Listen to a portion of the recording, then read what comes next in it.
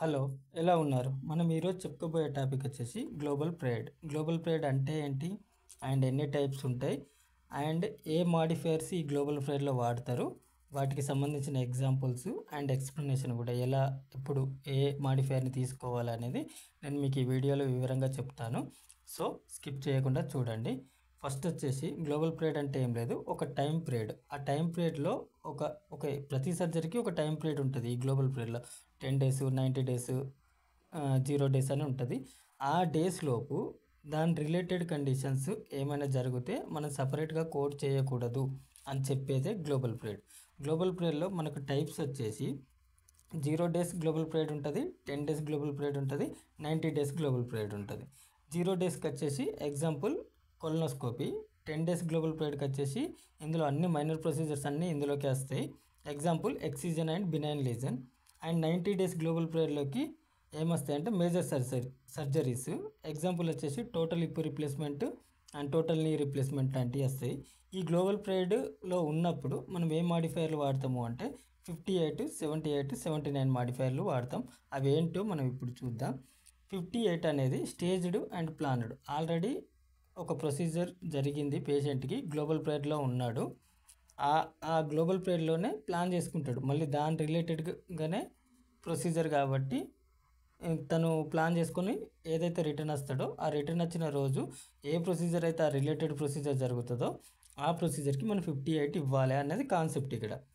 For example చూసుకుంటే patient excision of malignant skin lesion చేయించుకున్నాడు, global పీరియడ్లో ఉన్నాడు. ఆల్రెడీ మనం ఎక్సిజన్కి మనం చెప్పుకున్నాం కదా 10 days global period. After 5 days తర్వాత వచ్చాడు అనుకోండి. ఎందుకు వచ్చాడు? ఎప్పుడైతే ఈ స్కిన్ ఎక్సిజన్ జరిగిందో అక్కడ ఒక డిఫెక్ట్ ఉంటుంది. ఆ డిఫెక్ట్ని క్లోజ్ చేసుకోవడానికి స్కిన్ గ్రాఫ్ట్ ప్రొసీజర్ చేసుకుంటాడు 5 డేస్ తర్వాత వచ్చి.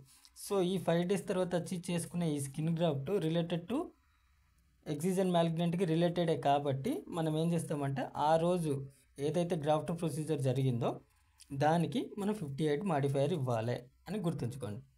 Next 78 unplanned return related condition, అంటే మనకి ఇంతకుముందు జరిగిన ప్రొసీజర్ రిలేటెడే కానీ కాంప్లికేషన్, దాని రిలేటెడ్ కాంప్లికేషన్ ఇది. సో తను ఆల్రెడీ ఒక ప్రొసీజర్ చేసుకొని వెళ్ళిపోతాడు, గ్లోబల్ పీరియడ్లో ఉంటాడు. ఆ ప్రొసీజర్ చేసుకోవడం వల్ల తనకు సమ్ కాంప్లికేషన్స్ వస్తాయి. ఆ కాంప్లికేషన్తో మళ్ళీ తను రిటర్న్ వస్తాడు గ్లోబల్ పీరియడ్లో. వచ్చినప్పుడు ఇచ్చే మాడిఫైయర్ 78. మనం ఎగ్జాంపుల్ చూసుకుంటే 3 days back gall bladder removal చేసుకున్నాడు పేషెంట్, ఇప్పుడు గ్లోబల్ పీరియడ్లో ఉన్నాడు. టుడే ఎందుకు వచ్చాడంటే కంట్రోల్ ఆఫ్ బ్లీడింగ్కి వచ్చాడు. ఈ కంట్రోల్ ఆఫ్ బ్లీడింగ్ అనేది రిలేటెడ్ టు గాల్ బ్లాడర్ రిమూవల్కి సంబంధించింది. సో అందుకు మనం ఈ కంట్రోల్ ఆఫ్ బ్లీడింగ్ రోజు ఏ సిపిటీ అయితే మనం బిల్ చేస్తామో ఆ సిపిటీకి మనం 78 మాడిఫైయర్ ఇవ్వాలి అని గుర్తుంచుకోండి. నెక్స్ట్ వచ్చేసి 79. ఇది ఏంటంటే అన్ప్లాన్డ్ రిటర్న్ అన్రిలేటెడ్ కాంప్లికేషన్. అంటే మనకు ఫస్ట్ జరిగిన ప్రొసీజర్కి దీనికి అసలు ఎటువంటి సంబంధం ఉండదు. తను గ్లోబల్ పీరియడ్లోనే ఉంటాడు. ఇంకేదో కండిషన్ వచ్చింది తనకి, ఆ కండిషన్ కోసం హాస్పిటల్కి వచ్చినప్పుడు వాడేది మనం 79 మాడిఫైయర్. ఇప్పుడు ఎగ్జాంపుల్ చూసుకుంటే తనకి హెర్నియా రిపేర్ జరిగింది 2 వీక్స్ లేటర్, అంటే ఇది ఆల్రెడీ మేజర్ సర్జరీ కిందకే వస్తుంది. సో 90 డేస్ ఇప్పుడు స్టిల్ గ్లోబల్ పీరియడ్లో ఉన్నాడు. తను ఈ రోజు ఎందుకు వచ్చాడంటే అపెండెక్టమీకి వచ్చాడు. అపెండెక్టమీ అనేది హెర్నియా రిపేరు రెండు సేమ్ కాదు. సో అప్పుడు మనం ఏం చేస్తాం, ఈ అపెండెక్టమీ జరిగిన రోజు ఆ సిపిటీకి మనం 79 మాడిఫైయర్ ఇవ్వాలి అనేది కాన్సెప్ట్. ఓకే, మీ అందరికీ గ్లోబల్ పీరియడ్ అండ్ 78, 79, 58 మాడిఫైయర్స్ అర్థమని అనుకుంటున్నా. సో మీ అందరికీ ఒక ఎగ్జాంపుల్ చెప్తా చూడండి. తను ఆల్రెడీ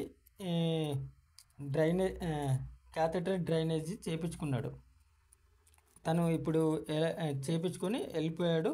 ఈ ప్లానెట్ టు రిటర్న్ ఏమనుకుంటుండో అంటే రిమూవల్ ఆఫ్ క్యాథెటర్. ఆ క్యాథెటర్ని తీసుకోవడానికి మళ్ళీ కొన్ని రోజుల తర్వాత వస్తే మనం అప్పుడు ఏ సిపిటీ కోడ్ని బిల్ చేస్తాం, వస్తే ఏది కోడ్ చేస్తామని అడుగుతుండే ఇక్కడ క్వశ్చన్లో.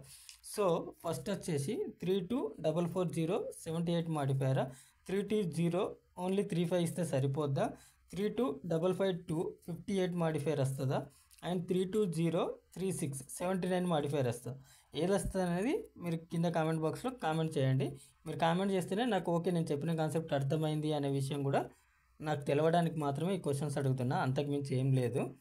ఓకేనా? మీకు ఈ వీడియో నచ్చితే సబ్స్క్రైబ్, షేర్, లైక్ చేసుకోవడం మర్చిపోకండి. ఇంకేదైనా విషయాల మీద మీకు క్లారిఫికేషన్ కావాలన్నా, ఏదైనా టాపిక్స్ గురించి నేను వివరంగా చెప్పాలన్నా కింద కామెంట్ సెక్షన్లో పోస్ట్ చేయండి. అదే నేను ముందుగా చేయడానికి ట్రై చేస్తాను. Thank you.